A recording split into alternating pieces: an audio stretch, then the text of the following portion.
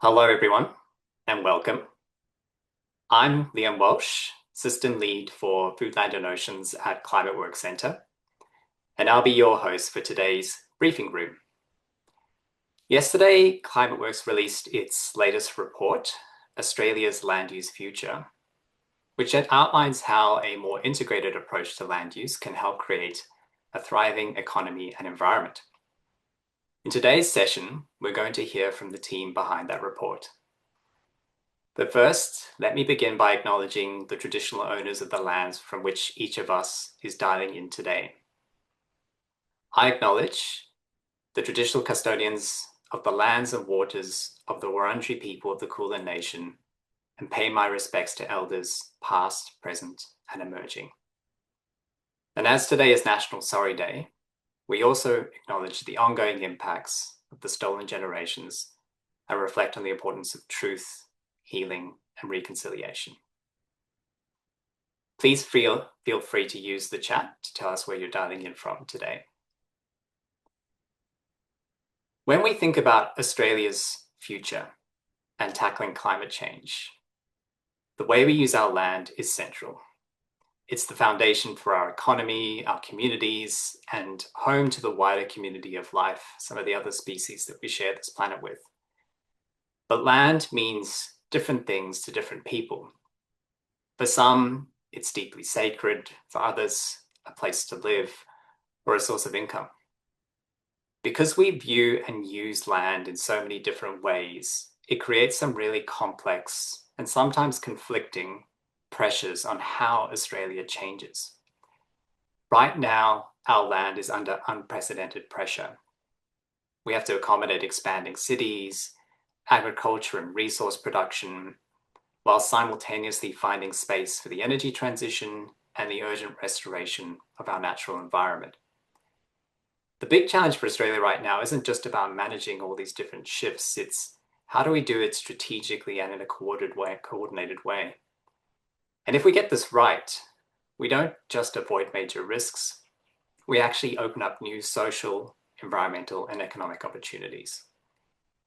And that's exactly why Climateworks and Deakin University partnered to create the Land Use Futures program.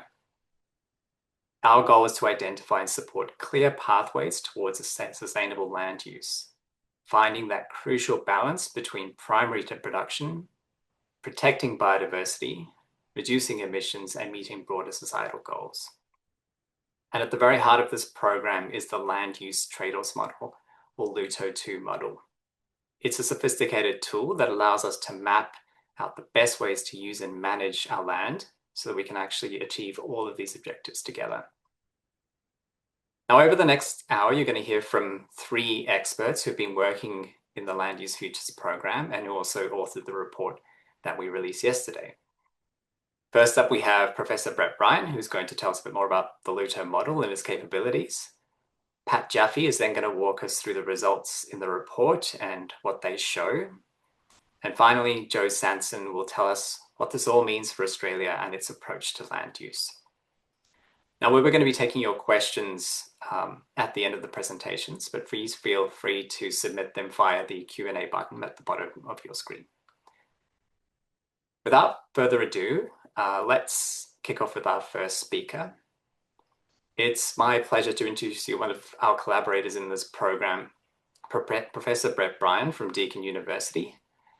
Brett is a distinguished professor of global change, environment and society, focusing on finding sustainable solutions for land and food systems. He has extensive experience leading large-scale research on climate change, biodiversity conservation, and water resource use, and previously spent 14 years as principal research scientist at CSIRO. Over to you, Brett. Thanks, Liam, and hi, everybody.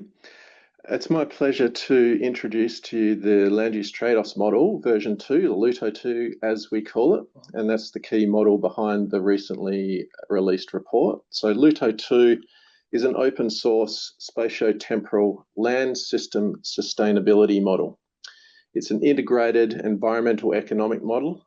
It identifies optimal land use and land management strategies for Australia, projections for the future. And we can specify different future conditions and scenarios that involve climate change and its impacts for water, biodiversity, food production. We can specify demand for agricultural production and trade with our export partners, productivity and technology trends and their impacts. But also key to today's conversation is the impact of policy, in particular, greenhouse gas emissions reduction policy and biodiversity. So I mentioned LUTO2 was a spatio-temporal model. On the right is a map of Australia, and LUTO2 considers Australia as a series of pixels, grid cells, about 1 kilometre resolution, and it breaks the land up into different land use types and land management solutions. It focuses on the private and leasehold land in Australia. So that's the coloured areas there, and the grey areas are public and Indigenous land, urban areas and water bodies. So it's also temporal in that it runs annually from 2010 to 2100.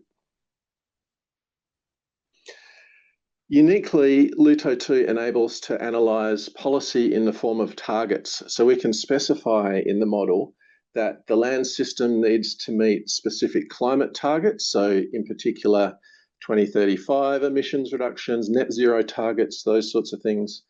Biodiversity targets taken from Australia's commitments to the Global Biodiversity Framework.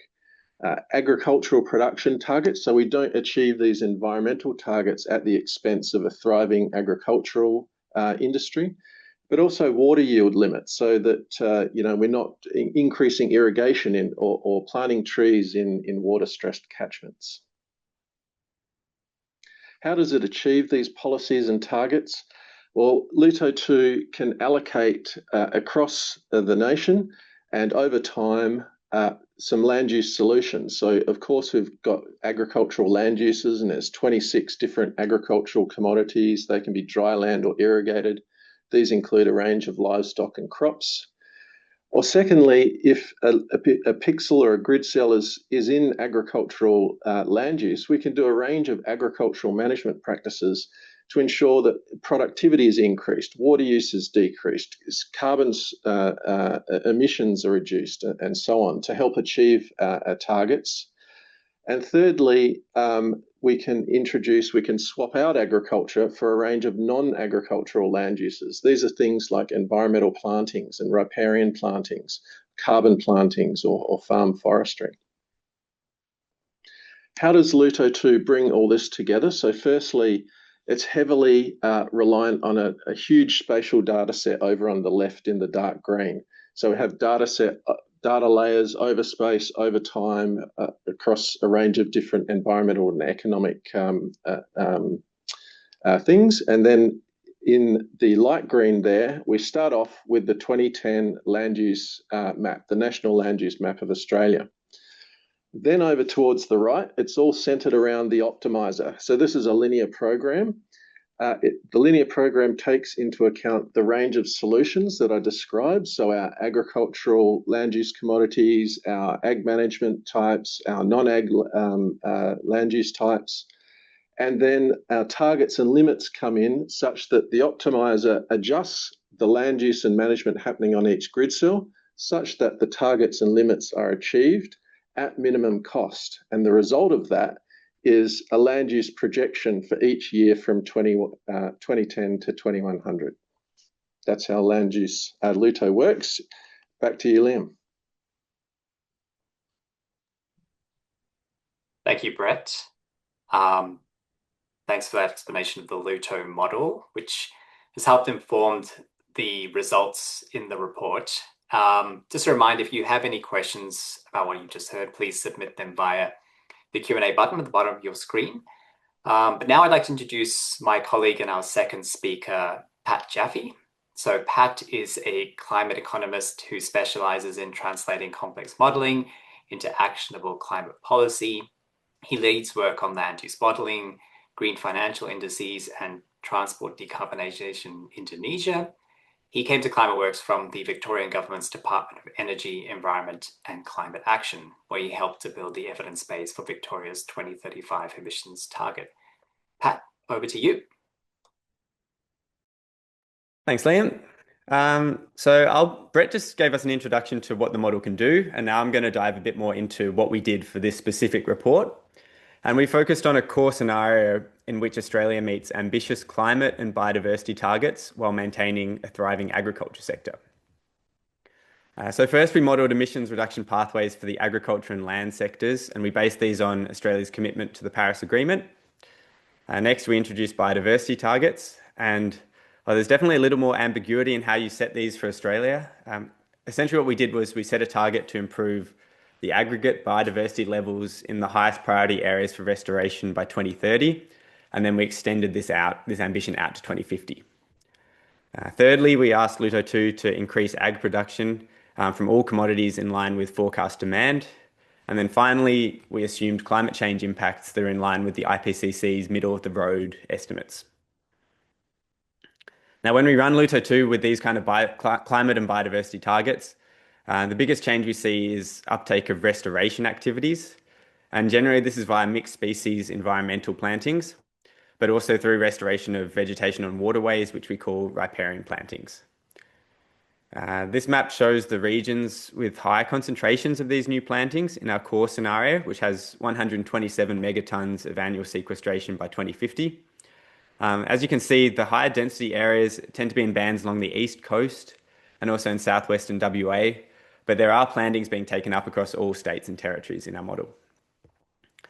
And Luto 2 is taking up these plantings in areas where it finds suitable habitat refugia for different species under a changing climate. It's trying to connect this habitat up with existing habitat in areas like national parks. It's really trying to maximize the carbon sequestration potential from where it does this. So that's essentially how well these forests store carbon. And it's doing all of this while minimizing trade-offs with high productivity agricultural land. If we were to zoom in to some of these regions in green with more restoration, we'd be seeing things like critical habitat for species like the greater glider being built back up. We'd see some landowners diversifying their income streams by using part of their land to earn carbon and nature repair market credits.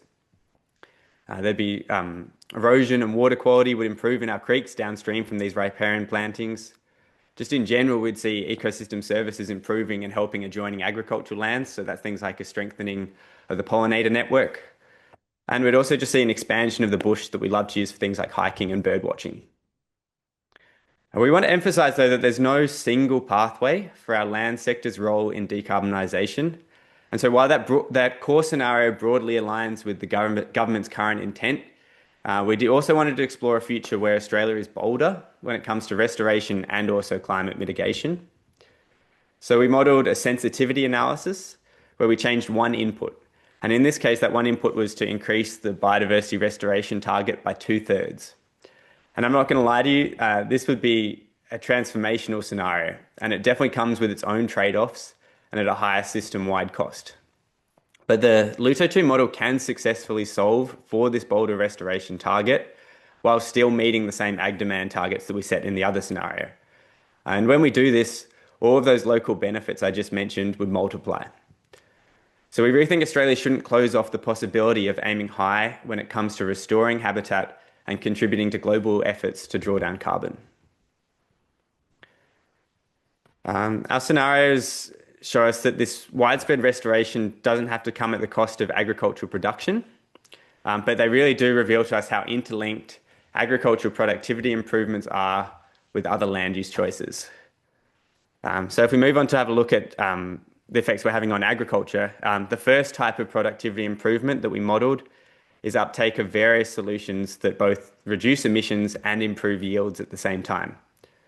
So this includes a mix of mature solutions like variable rate planting systems, part of the orange category here, but also emerging technologies like feed additives to reduce methane emissions from livestock, shown here in the light green.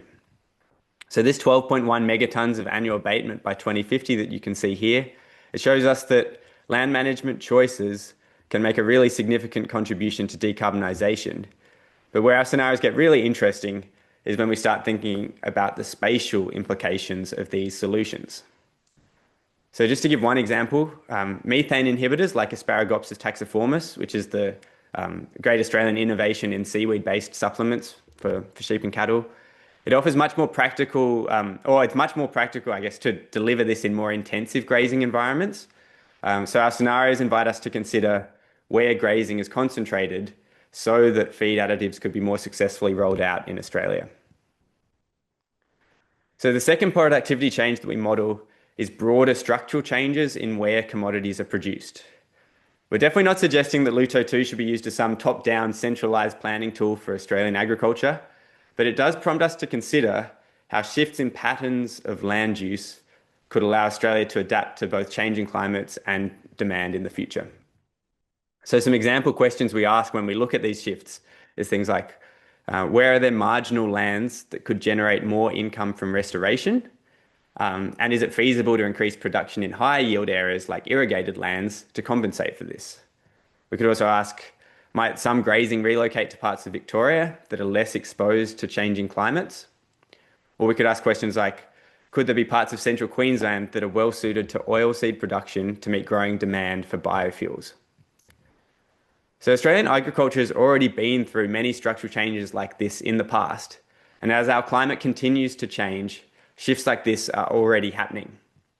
So we really see our modelling as a bit of an invitation to think about how shifts in where things are produced, combined with where technology is adopted, could free up land for restoration and allow our agriculture sector to keep growing. When we've gone out and worked on these scenarios with people in different regions, we often get two kinds of responses. Some people say to us, there's way too much change going on here. But then we go to other regions and we've been told, actually, we were kind of hoping to see more restoration here than what you've modelled, because they have their own regional targets for habitat restoration. And also a lot of landowners do want to be revegetating and drawing down emissions on part of their land. So our final sensitivity deals with both of these very valid concerns by limiting the amount of land that can switch to non-agricultural land uses in each natural resource management or NRM region. So this redistributes some of the new plantings away from the orange areas in this map here towards the green areas, noting that it's actually shown at SA2 level, even though we're implementing this change at the natural resource management level. And the overall result is that there's a much more equitable distribution of where restoration occurs. So as well as the location of change being more spread out, we also see more uptake of mixed land uses. So this is combinations of belt and block plantings with beef or sheep grazing. But like any scenario in Luto 2, there are trade-offs involved. So not all species benefit from mixed land uses like they would from a full ecosystem restoration. And we also calculated a 10% higher cumulative transition cost for this sensitivity. So I hope this very quick tour of our results gives you a little glimpse into some possible futures for Australian land use. And in particular, I hope there are some parts of these futures that you personally can identify with, whether that's bushland being restored in parts of the country that are important to you, or a more equitable distribution of who experiences the benefits and challenges of change. So the next question is, how do we take these aspects that we like and make them happen in reality? So I'll hand back to you, Liam. Thanks, Pat. In just a second, we're going to hear from Joe Sanson, who's going to help us make sense of some of what we've just heard from Pat. But if you've just joined, welcome to Climateworks Centre's briefing room. I'm Liam Walsh, lead of the Food, Land and Ocean team at Climateworks. And we just heard from Professor Bryan and also Pat Jaffe about the Luto model and what it shows about Australia's land use decisions. But now we will turn to Joe. So Joe leads Climateworks Land Use Futures program, and her career spans international development with a focus on livelihoods, rural development, and climate adaptation across Latin America, Africa, and South Asia. She's also held roles with the Eurasia Foundation in Central Asia and the Red Cross and Oxfam. So now over to you, Joe. Thank you, Liam, and thanks everyone who's taken time to join us this afternoon. So Pat has outlined just some of the many factors and choices we need to consider in Australia's land use future. And as the year progresses, we'll continue unpacking more of them. But what I hope is clear is that there's a lot of complexity in how the priorities we have for our landscapes interact with each other. And as this diagram shows, every sector depends on or impacts land use. So depending on what choices we make, there can be big trade-offs between them, or we can produce very significant win-wins. So this means if we do it right, we can build a net zero transition that meets our nature goals, while also supporting vibrant agricultural industries and regional communities. But this does mean thinking very carefully about where and how transition happens. And we're not just talking about a hypothetical future here. So change is already happening, and as climate change is intensifying, so too are the pressures on our landscapes. Now, just last week, I was at the Carbon Market Institute's forum in Perth, and it was really inspiring to hear about the breadth of initiatives that are balancing the different needs we have from our land. So this included projects that are removing carbon from the atmosphere while restoring biodiversity, or while making farmlands more productive, or while supporting climate adaptation to extremes. I'd say maybe the most inspiring initiatives were those that also strengthen communities, and particularly those managed by traditional owners, which are supporting connection to country by providing opportunities to care for it. Australia's natural resource management organisations, or NRMs, offer quite a unique model globally for integrated land use planning at the regional level. And the EPBC's Act Bioregional Planning is another part of the country's toolbox. So Australia does have some fantastic foundations to build on to manage this balancing act. But even so, the questions that have driven our work do remain. How do we ensure that policy and planning are aligning across sectors to support this balancing act at local, regional, and national levels? How can we ensure that what is happening regionally is adding up to our goals nationally and taking into account how opportunities and challenges will shift over time? And also, how can we ensure that those national goals and plans take into account regional priorities and values? So despite some strong foundations, when we consider these questions, it is apparent that Australia's current approach to land use is not well suited to the scale of change ahead. These are complex questions that require a systems-level approach. However, a lot of decision and policy making is done in silos. So from federal to state, regional, and local levels, governments have a myriad of policies that shape interactions with the land. And policies and incentives related to agriculture, climate, biodiversity, energy, and other land uses are often subject to differing and sometimes competing objectives and drivers. Now, taken together, our findings point to a clear opportunity, a national framework for land use that brings greater coherence to how Australia plans for change across its landscapes. Such a framework can integrate climate, biodiversity, and agricultural priorities, along with energy and others, and support collaboration, respect Indigenous ways of knowing and caring for country, and provide clarity for investors, policymakers, and communities. Now, Australia is far from alone in experiencing the challenging of balancing land uses. Growing pressures on land and nature, exacerbated by climate change, are intensifying competition over how land is used worldwide. In response, there is increasing recognition of the need for new ways of thinking about and managing land resources.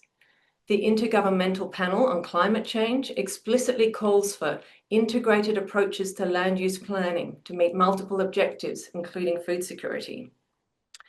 One example of an integrated approach that we've been keeping an eye on is England's land use framework. It's designed to guide policy and inform and align land management decisions across government departments and private stakeholders to balance competing demand for land. The first version of England's framework was released just 2 months ago, following a national conversation on land use last year. We recognise that the UK has a very different context to Australia, but the issues they're tackling are similar, and there are some basic inputs and principles to their approach that seem applicable. So access to robust data related to land use and spatial scenario modelling have been key for them. And as Pat noted, land use scenarios enable us to compare the potential impacts of different choices as we plan for the future, providing critical insights into what could happen and where. However, as we've always said of our own modelling, scenarios and modelling are decision support tools. They don't make decisions. To agree on what a future should look like, a number of different actors need to be at the table. And that's because land use affects everything from the food we eat to the houses we live in. So the process would involve a mix of government, industry, traditional owners, regional communities, and civil society. Collective engagement can help build social acceptance and shared ownership of land use transitions. But it is important that such deliberation and engagement is grounded in a common understanding of context, and of the implications of different choices. And that's where the land use scenarios come back in. So what could a framework for Australia's land use look like? Put simply, we're referring to a strategic process designed to balance the increasing competing demands on our land. It could set out how we can use our land more effectively. Think of it as the essential high-level bridge that connects big national goals, like boosting farming, tackling climate change, protecting wildlife, with the information and direction that shape how land is actually used. It's not about telling people what they can or can't do with their own backyard, nor is it a replacement for our current local planning system. However, system-wide planning can shape the policy and resources that guide landholders' decisions, so they can contribute to the public good in a way that better balances multiple priorities. Now, while integrated decision-making and policy does involve technical complexity and requires new ways of working across sectors, it can also make progress easier. And that's because approaches that balance and align objectives from the outset can create more stable political and social buy-in. So what should we do about this, you might be asking? As we say in our report, it is designed to be the start of the conversation, not the end. We don't claim to have all the answers, so we figure getting the right people together to continue this conversation is a crucial next step. Now, from looking at who has registered for this webinar, it seems we already have a pretty good cross-section of institutions and sectors with us today, which is great. And we've already started this conversation with some of you, and we will reach out to many others. But please do get in touch with us if you have ideas or would like to discuss. So thank you all, and back over to you, Liam. Thank you, Jo. And thank you to Brett and Pat. I'll invite all our speakers to rejoin, because now we're going to turn to questions. So if you have any more questions, please do add those into the Q&A function, and we're going to try and get to as many as we can. Whilst those are being collated, I just want to quickly start with a question for Brett about the LUTO model. The LUTO2 model has been developed over a number of years, and just wondered if you could explain a bit more about how different stakeholders have provided input into the development of the model. Yeah, great question, Liam. Thank you. So LUTO2 is what we call a co-designed model. So built with stakeholders right from the get-go. There's a number of touch points where we engage, with which we engage. So at the technical level, firstly, there was a number of workshops with various technical stakeholders to transition from the original LUTO model to LUTO2, so the universities, CSIRO, ABARES, and so on. There's the stakeholder level, so it's a very extensive process of engaging with policymakers and stakeholders Australia-wide. So we held workshops in every capital city, over 150 people attended and contributed. And then there's the ongoing process that we work with stakeholders on the applications and scenario development of the model. So that really is a bespoke process of working together to identify key questions and then translate that into model applications and decision support. We've actually got a paper that I think we can post in the chat on part of that co-design process. Thanks, Brett. Another question that's come through, might go to Jo for this one, particularly thinking about the fact that you've just presented and talked about the framework. How does the framework that we proposed in the report work with or complement the government's ag and land sector plan? This is the federal government's ag and land sector plan. Yeah, no, this is a good question. The Land and Ag Sector Plan explicitly recognises the need to balance agricultural production, carbon storage and nature repair. And, and I think the government's been doing a lot of things, the ACCU scheme, the Nature Repair Market, the EPBC Act and so on, which is really sort of, pushing this forward. And I think, particularly the bioregional planning within the EPBC Act as well is aimed at, I think addressing a lot of those sort of land use, balancing different land uses at the regional level. But a spatially explicit sort of integrated framework would serve as a central architecture for supporting this balancing act. So it could really help to more strategically direct different policy levers to where they are most effective And that might include deploying regulatory protections for critical habitats or leveraging market mechanisms for, for agriculture to continue sort of adjusting and adapting to the climate transition. And also for justifying direct public investment where those markets fail to price in those benefits as well. And I'll just add, I think it's also a great way of integrating with the National Climate Adaptation Plan too as well, to really promote those synergies across, in terms of how do we build resilience through all of these different systems that we're talking about in a way that also has those other co-benefits. Thanks, Jo. I'm seeing quite a few questions coming about the model, but before we go to those, I might just ask one of Pat. Does the amount of carbon sequestration in your scenarios mean that there's less pressure on agriculture and the rest of the economy to reduce emissions? Did you want to comment on that, Pat, or maybe Yeah, Jo? sure thing. Because one of the things we didn't mention so much is that we link up this land use modelling with whole of economy decarbonisation modelling via the AusTimes tool. But this gets complicated, and this question is quite tricky because there are a lot of nuance and complexity with how you deal with the equivalence of sequestrate, like drawing down emissions through biological means, and then fossil fuel-based emissions. And when there's quite an established literature on this about how fossil fuel-based emissions are taking carbon that was permanently stored, and then it's putting that into the atmosphere, into the cycle. Whereas the biological carbon cycle is much more of a short-term cycle, and with risks of reversal of things like bushfires and human-induced changes, I guess, to our forests and our ecosystems. So in our modelling, we tried to deal a little bit with these equivalency issues by firstly being quite conservative in how we discounted our planting in Luto 2. So we went a bit more, we based it on some fire risk modelling. So it's actually more of a conservative discount rate than what's used in the ACCU scheme.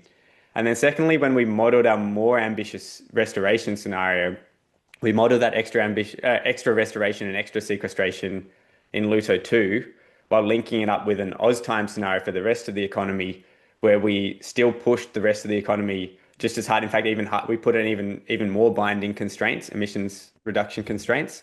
And so I think the takeaway from this is that there's a lot of complexity in this, but also we do have current international carbon accounting frameworks do treat those two things as equal and fungible. But our takeaway would be that we should be trying to push both things hard. We should be pushing ecosystem restoration is a worthy pursuit in its own right, but also for it, the way it contributes to drawing down carbon.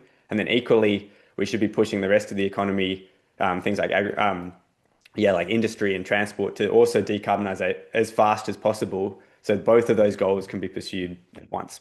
Yeah. Thanks, Pat. Explaining equivalency that simply the way that you did is no mean feat. So thank you for doing that. I have a question here about the model, and maybe this can go to Brett. Just a question on how long does the model take to give a result? How many iterations and test cases were you able to run? And there's sort of a note here saying that some models tend to run very slowly. So yeah, anything on what it means to run the model? I guess if the question is about compute time, at full resolution, it's an extremely complex problem to solve. So it does take quite a long time. So a full resolution 1 kilometre grid cell annually for Australia might take 4 or 5 days.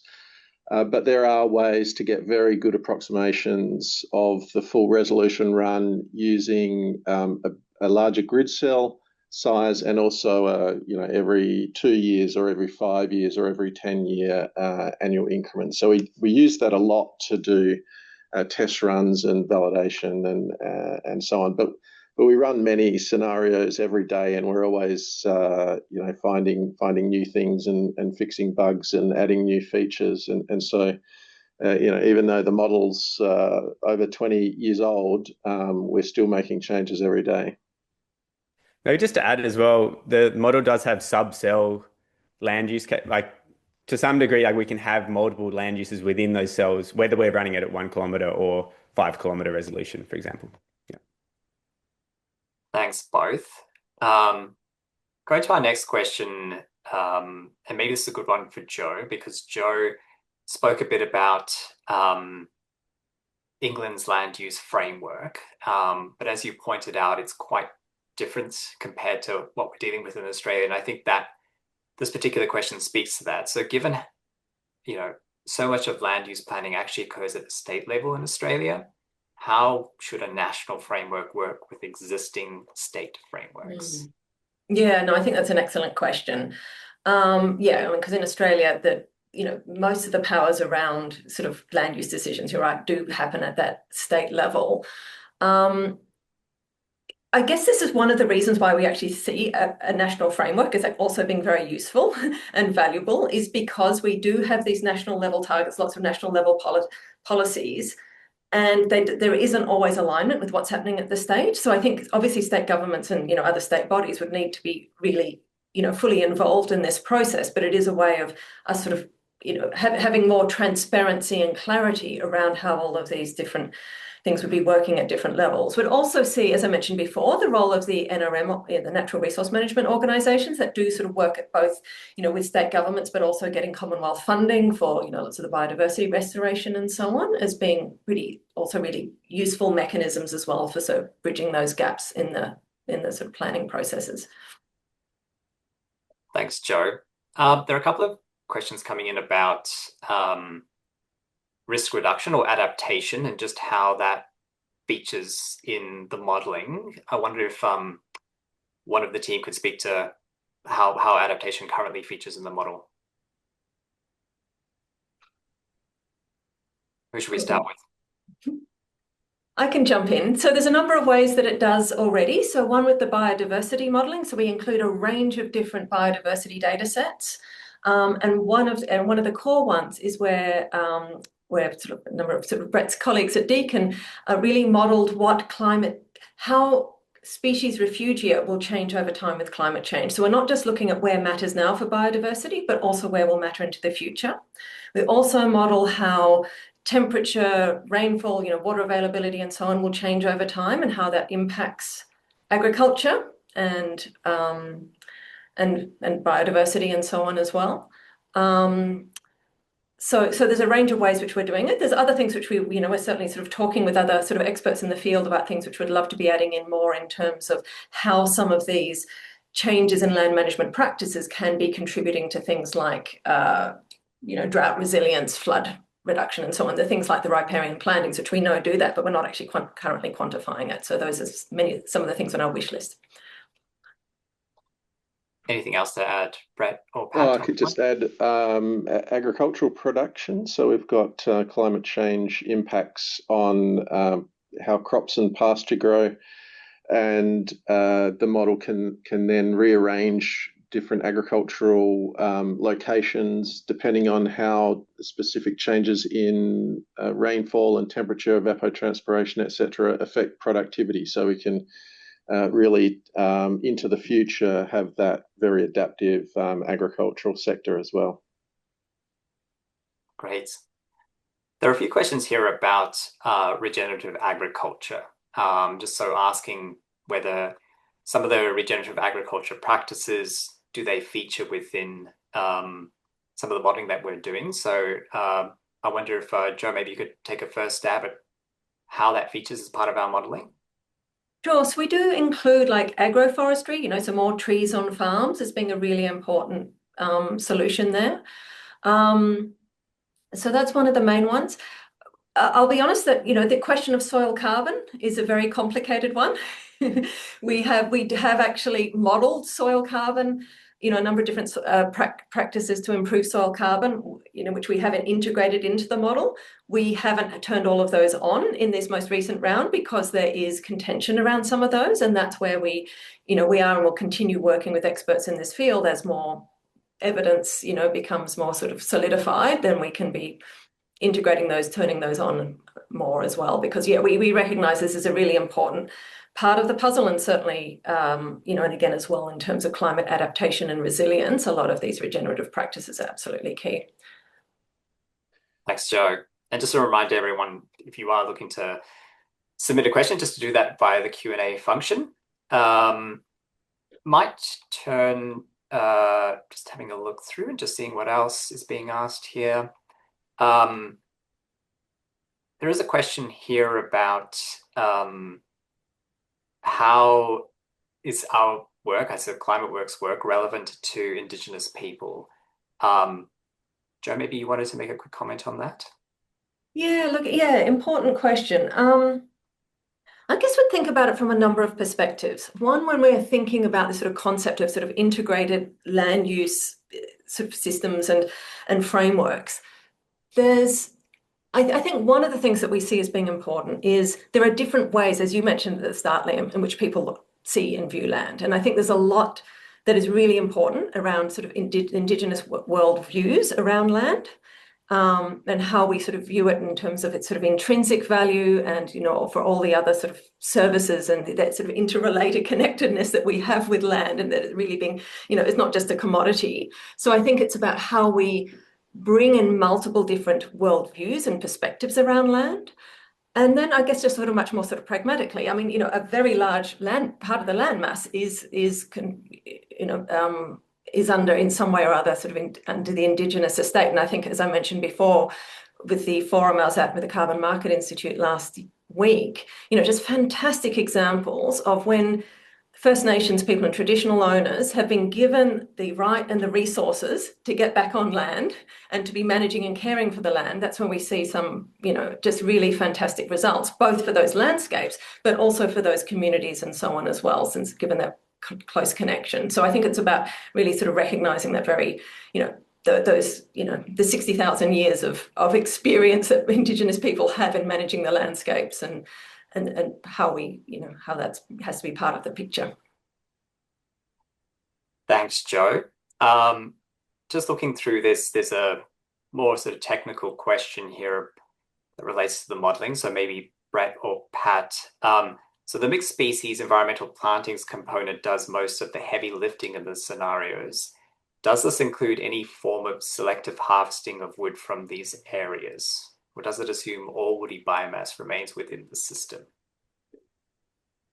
Yes, it's the latter. So there's no thinning or any treatments like that. It does incorporate fire, and so we model over some decadal periods, so out to maybe 60 to 100 years. That's a modeling choice or a user's choice. And then we really reduce it to the average sequestration over time. So and that includes all of the carbon pools in the trees and branches and leaves and debris and roots and soil as well. So it's the complete picture. Yeah, and just to add to that, I think part of the intent behind that is that we're very much looking at modeling environmental plantings in a way that really supports full ecosystem restoration. So yeah, definitely different forestry uses or different plantings for like commercial timber harvesting as well will be part of Australia's future land use story, but we're very much looking at the new plantings that we prioritise, the ones that are full restoration of ecosystems and habitat. Yeah. Thanks, Pat. I really like this next question, although it is a bit of a tricky one, but I'll put it out there, Joe, and see if you have a response. You mentioned silo ways of working as a barrier to integrated land use planning. Given each department in government has a different minister with their own priorities, do you have any suggestions for who should lead the development of such a national framework and how the government's arrangements could work? Oh, that is a tricky one. I mean, look, I'll be honest, I think these are conversations we want to be having with folk in government. We do actually have a lot of engagement and meetings with people in government. I think there could be arguments made in all sorts of different directions for that one. I'm inclined not to be offering a direct answer at this point. Understood. But yeah, a very good question to ask. Pat, did you want to say something? Oh, just as well that it doesn't have to be perfect straight away. This is very much, we're hoping that over the next 5 to 10 years, we gradually iterate and build this process, especially with bringing more scenario planning and consensus building as part of how we bring together all these different silos. So I think, there's some parallels with what the energy system in Australia has been through as part of its transition, and the fact that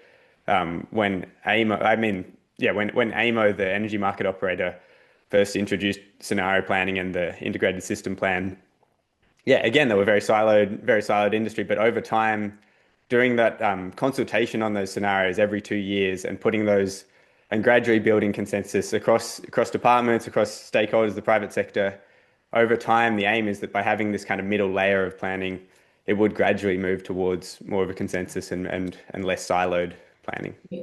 No, it's a good point, Pat. And I guess I would also just add that we are, one of the things we're still doing is really also learning about good examples from both across sectors, like Pat mentioned, with the energy system plan, but also in other countries. And that's, we've had a few conversations with the folk in the UK government around what they're learning and different models. And we're going to continue doing that and having it with other countries as well who are tackling this problem, some of which have set up their own sort of independent entity to address this issue because it does cross-cut all so many different departments. So I think there's multiple different options. And I think really the first step is for us to be putting on the table what all those different options are. And I just make the point that complementing all that is also a scientific process of writing up, publishing, and getting peer review on the science underpinning it. So it gives us that credibility and confidence in the model and the data. Okay, moving from a governance question to more of a technical question. Agroforestry and farm forestry are options included in the modelling. Does plantation forestry feature as well? I don't know, Brett, if you wanted to make a start on that. Yeah, and that's a good observation that the plantation forestry is missing from the model. We've had numerous discussions about bringing that in.